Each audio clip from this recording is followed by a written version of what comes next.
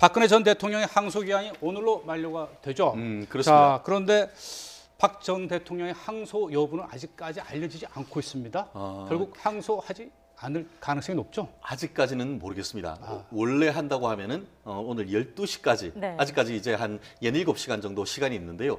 아직까지 안 하는 것을 봤을 때는 사실상 그 항소를 포기하는 것이 아니냐 하는 그런 해석도 나오는 것 같습니다. 실제 지금 그 국선 변호인들 같은 경우에 항소를 하겠다라고 얘기를 했는데 이 유영하 변호사를 통해서 즉 항소장을 제출하지 마십시오 하는 요청을 했다는 점에서도 그와 같은 점에 좀 방점을 두는데요.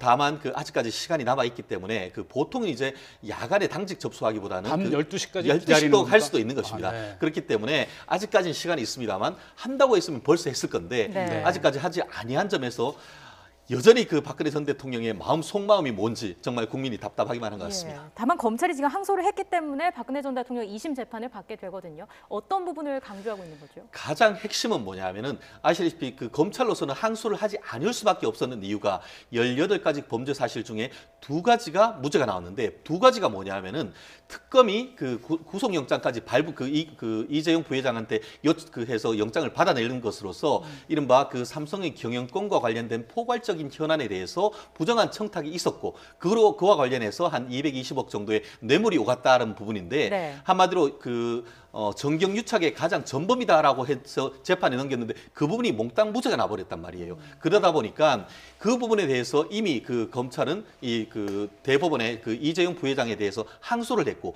또 최순실 씨에 대해서도 똑같은 것에 대해서 항소를 했는 그런 상황이라고 한다고 하면 부득이 박근혜 전 대통령에 대해서도 그 부분에 대해서 항소하지 않을 수 없는 그런 상황이었죠.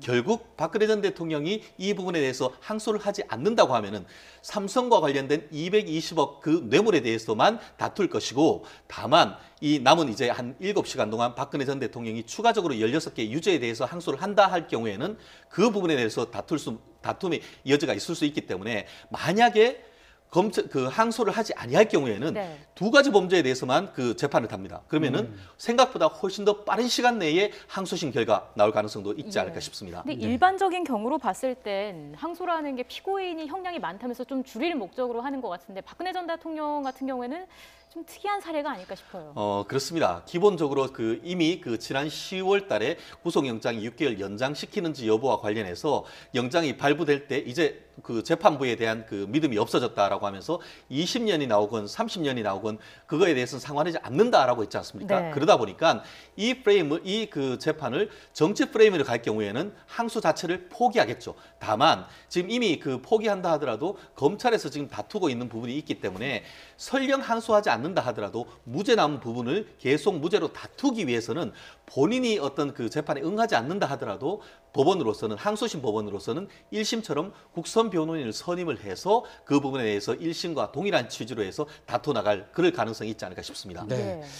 근데 박근혜 전 대통령이 사실 재판을 계속 거부했고 재판정에 1심 선고날도 나타나지 않았습니다. 그런데 또 항소를 한다는 것도 어떻게 보면 이율배반적이다. 일각에서는 그렇게 재판에 비협조적인 사람이 또 이제 항소를 한다. 이런 부분도 또 얘기하시는 분들이 있더라고요. 뭐 작년에 10월 16일인가요? 그때 이후로 재판을 거부했던 거 아니에요? 헌법과 양심에 따라서 재판을 할 줄 알았는데 그렇지 않다. 네. 그러니까 이제 전직 대통령으로서 대한민국의 사법 체계를 좀 부정한 면이 없잖아 있죠. 이른바 이제 정치보복 프레임이었는데 그런 논리라면 당연히 이제 항소하지 않는 게 맞겠죠. 그래서 시간이 얼마 안 남아서 아직 모르겠습니다만, 근데 또 최근에 법률가들 얘기 들어보면은 이것을 제출하고 뭐 이랬다고 했단 말이에요. 네. 그리고 재판에 안 나온 게 다른 이유가 아니라 건강상의 이유로 안 나왔다 이런 얘기를 하는 걸로 봐서는 국선변도 있고 그래서 뭔가 항소를 할 것이 아닌가라는 예상도 많이 있었어요. 네. 그런데 양쪽이 다 엇갈리고 있는데 좀 지켜볼 수밖에 없죠, 뭐 지금. 네, 말씀드린 것처럼 항소 기한은 오늘까지입니다. 관련 소식은 들어오는 대로 저희가 전해드리도록 하겠습니다. 지금까지 최창열 용인대 교수, 최진영 변호사와 함께 이야기 나눠봤습니다. 두 분 말씀 잘 들었습니다. 고맙습니다.